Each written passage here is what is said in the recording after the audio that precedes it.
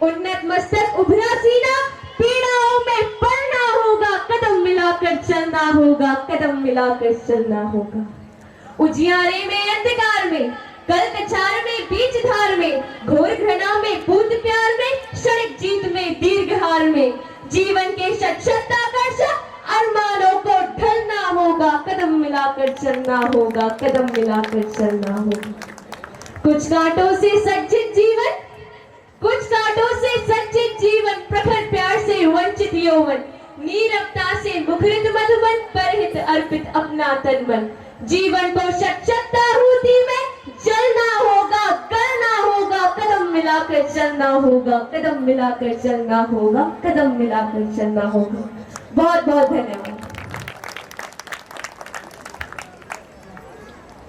अकेले में हम अक्सर अपनी उनसे पूछो जो दिन भर मेहनत करने के बाद रात में बेघर होने के कारण रोते हैं। समाज की यह व्यथा किसी से छिपी नहीं है, जहाँ पर हम चाहकर भी कुछ नहीं कर पाते हैं, केवल और केवल विवश होकर रह जाते हैं। तो कुछ इसी भाव को लेकर आ रही है हमारे विद्यालय की एक प्रभावी कवित्री निकिता बोरा। आज सभी की ठंड हो रही थी और थोड़ा बहुत सामान भी था ही। सो पास से ही एक कुली दौड़ता हुआ मेरे पास आकर कहने लगा, ला बेटा यह सामान मैं पहुंचा देता हूँ। उस कुली से थोड़ी बातचीत करने के बाद जो मेरे भीतर की विवशता थी उसे मैंने कविता के रूप में कहने का प्रयास किया है। तो रेलवे स्टेशन पर मैं कुली से बोली, नहीं मैं तुम्हारे साथ जाऊंगी, तुम बूढ़े हो, ये बोझ कैसे उठा पाओगे, तुम्हारे तो पैरों में चोट है, तुम कैसे चल पाओगे। कुली बोला, बेटा यदि मुझसे काम नहीं लेना तो मत लो, पर कम से कम मुझे ताने तो मत सुनाओ, मुझे इस तरह अपमानित कर मेरा उपहास मत उड़ाओ। मैं बूढ़ा हूँ पर मेरी इच्छाएं अभी जवान हैं, जिनके मनोबल पर आज भी जी रहा हूँ। तुम्हारा तो कुछ भी वजन नहीं है बेटा, मैं तो दुखों की गठरी, गरीबी का बोझ, लाचारी का बक्सा वर्षों से ढो रहा हूँ। और रहा सवाल मेरी पैर की चोट का, बिटिया वास्तविकता तो यह है, वजन ये पैर नहीं सह रहे हैं, वजन तो पापी पेट धो रहा है बेटा, वजन तो पापी पेट धो रहा है। आप सबका बहुत बहुत धन्यवाद। गरीब नहीं जानता कि क्या है मतलब उसका, गरीब नहीं जानता कि क्या है मतलब उसका, जो मिटाए पेट की आग वही है रब उसका, वही है रब उसका। धन्यवाद निकिता इस मनुष्य कविता के लिए। हमारे जीवन में कुछ चीजों का बड़ा ही महत्व है, जैसे साहित्य में कविता का और सिंधु के लिए सरिता का। तो ऐसे ही हास्यास्पद कविता के लिए मैं गौरी शुक्ला को आमंत्रित करती हूँ। आप सभी साहित्य प्रेमियों को मेरा सादर नमस्कार। आज मैं आप सभी के सामने एक स्वरचित कविता लेके प्रस्तुत हूँ।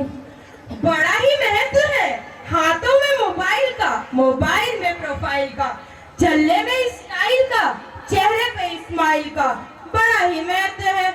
अरे भाई बड़ा ही महत्व है फलों में आम का, जीवन में काम का, बीमारी में बाम का, समाज में नाम का और भगवानों में श्री राम का। बड़ा ही महत्व है, बड़ा ही महत्व है, बड़ा ही महत्व है बचपन में पढ़ाई का, जवानी में कमाई का, बुढ़ापे में दवाई का और व्यवहार में अच्छाई का।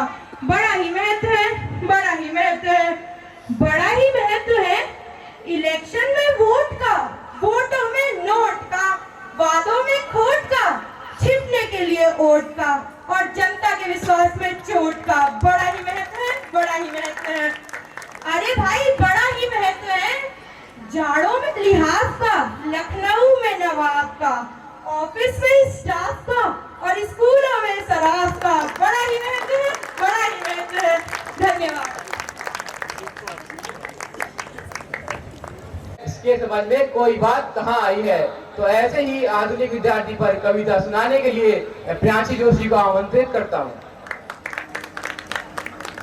आप सभी अतिथिगणों का सादर अभिवादन। आज का विद्यार्थी, शिक्षा प्रणाली और शिक्षा का स्तर प्राचीन काल से बहुत बदल चुका है। अपनी कविता के माध्यम से मैंने आधुनिक विद्यार्थी को दर्शाने का प्रयास किया है।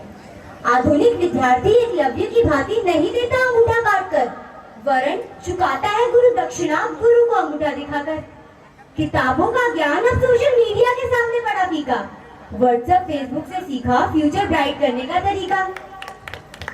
इनके फ्यूचर के चक्कर में पेरेंट्स दिन रात दौड़े, थोड़ा बहुत तो पढ़ लो जी कहकर गुरु ने भी हाथ जोड़े। अब गुरुजी हाथ जोड़े क्योंकि वो दे नहीं सकते पनिशमेंट। टीचर स्टूडेंट का रिश्ता बन गया एक एग्रीमेंट। अब बन गया ये एग्रीमेंट, इसलिए स्टूडेंट्स की ये हालत, सर पर उठा रखा आसमान और सरकार करे वकालत। अब सरकार करे वकालत के बच्चे ना हो निराश, जैसा भी करेंगे काम सरकार करेगी पास।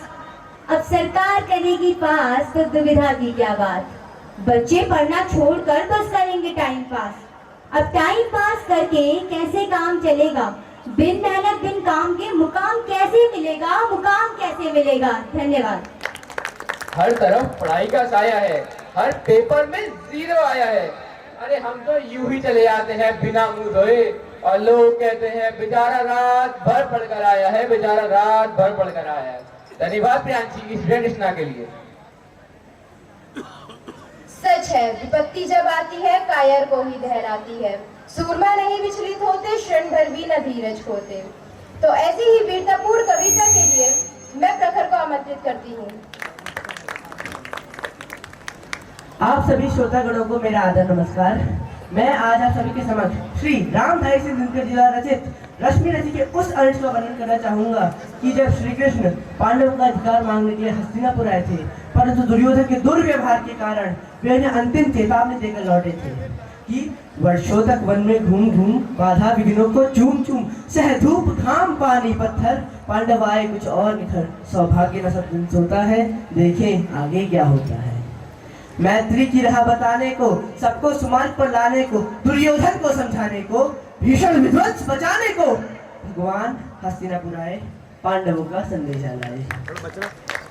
क्या दो न्याय अगर दो आधा दो, कि दो न्याय अगर तो आधा दो, पर इसमें भी यदि बाधा हो तो दे दो केवल 5 ग्राम, रखो अपनी धरती तमाम, हम वही खुशी से खाएंगे, पर्जन पर असी न उठाएंगे। दुर्योधन वह भी दे न सका, आशीष समाज की ले न सका, उल्टे उल्टे हरि को बांधने चला, उल्टे हरि को बांधने चला, जो था साध्य साधने चला। जब नाश मनुष्य पर छाता है, पहले विवेक मर जाता है। हरि ने भीषण हुंकार किया, अपना सर्व विस्तार किया, ठगमोगे डगमोगे दिग्गज डोले, भगवान कुपित होकर बोले, जंजीर बढ़ाकर साथ मुझे, हा हा दुर्योधन बांध मुझे, बांधने मुझे तू आया है, जंजीर वही कल आया है, यदि मुझे बांधना चाहे मन तो पहले बांध अनंत गगन, सूर्य को साथ कर सकता है वह मुझे बांध कर सकता है। फिर तो वचन तूने ना माना, मैत्री का मूल्य ना पहचाना, तो ले अब मैं भी जाता हूँ, अंतिम संकल्प चुनाता हूँ, याचना नहीं अब रण होगा, जीवन जया की मरण होगा, टकराएंगे चाहे नक्षत्र निखर, बरसेगी भूपा गहरी बहर, पर शेष नाग का डोलेगा, विकराल काल मुंह खोलेगा, दुर्योधन फिर ऐसा होगा, फिर कभी न जैसा होगा, भाई पर भाई टूटेंगे, विषमान मुझसे छूटेंगे, वाया शिगाल सुख लूटेंगे, सौभाग्य मरद के फूटेंगे, अंत में तू हुशाई होगा, हिंसा का पर्दाई होगा। थी सभा सन्न सब लोग डरे, थी सभा सन्न सब लोग डरे, या थे चुप या थे बेहोश पड़े, केवल 2 नर ना खाते थे, धृतराष्ट्र विदुर सुख पाते थे, कर जोड़ खड़े प्रमुदित दोनों निर्भय पुकारते थे, जय जय जय जय जय जय।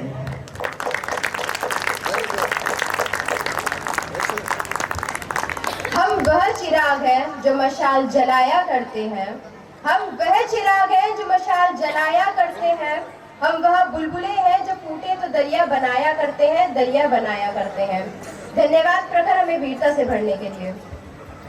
कवि तथा कविताएं तो बहुत है हमारे पास, पर क्या करें, समय का भी तो रखना है लिहाज।